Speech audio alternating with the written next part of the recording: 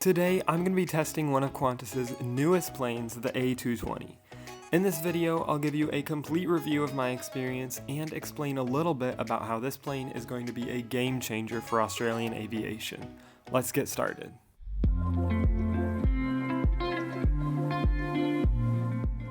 Here in Hobart, check-in is super fast and easy. We got upgraded to premium economy, whatever that looks like, and we're about to board our plane in less than 20 minutes.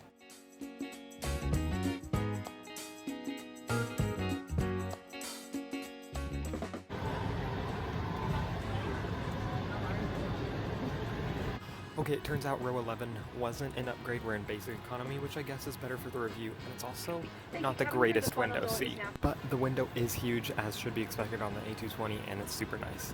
On this flight, I have 3 goals. First, I want to see if I can scroll Instagram Reels on their complimentary Wi-Fi, and then I also want to see if there's a bathroom with a window on this airplane. I've heard rumors of that.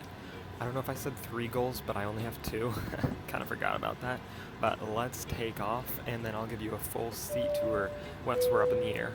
As I start my flight from Hobart to Sydney, let me tell you a little bit about why the A220 is so revolutionary for Qantas.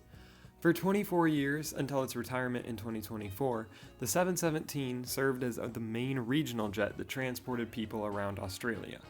However, it was outdated and not fuel efficient, and Qantas was needing something new. So, in 2022, they placed an order for 20 Airbus A220s to replace their 717s, and the first of these began flying for them in 2024. These A220s are better than the 717s in multiple ways.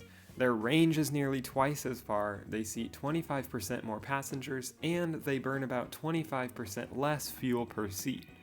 Their quiet cabin and huge windows also make for a much better experience for the passengers. The airline world is advancing quickly, and Qantas is moving with it thanks to their A220 fleet.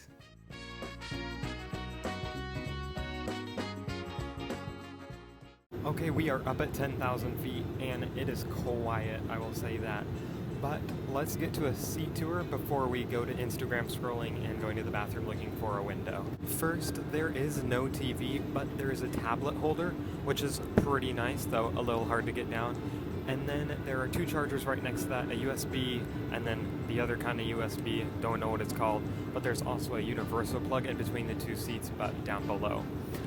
There's also a tray table that folds out. It's pretty big, a good size, and very sturdy. And then the legroom is actually decent for being basic economy. I would say it's better than Qantas's 737s.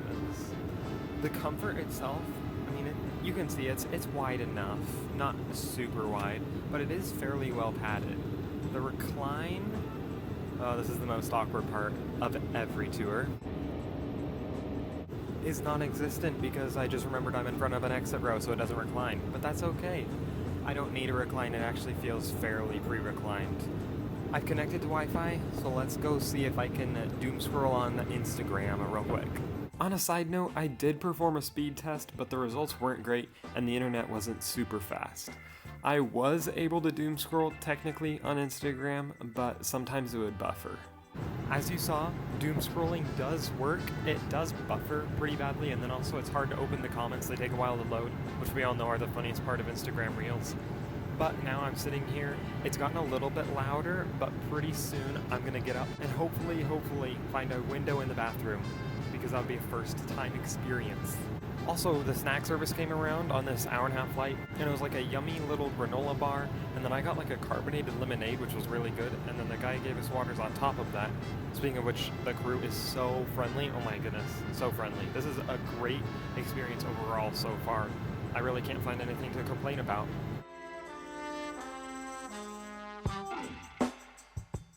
Guys, I have very bad news from back in the bathroom. There's no window. But holy cow, it smells so good in here. Like the best smelling airplane bathroom I've ever been. And it looks so clean and fresh and modern.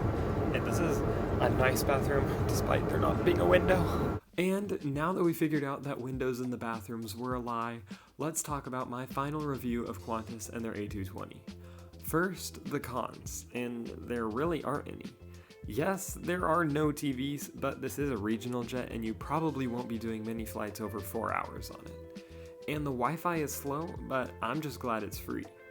Now the pros. The cabin is bright and spacious, the windows are huge, the crew is super friendly, and the seats are modern and comfortable.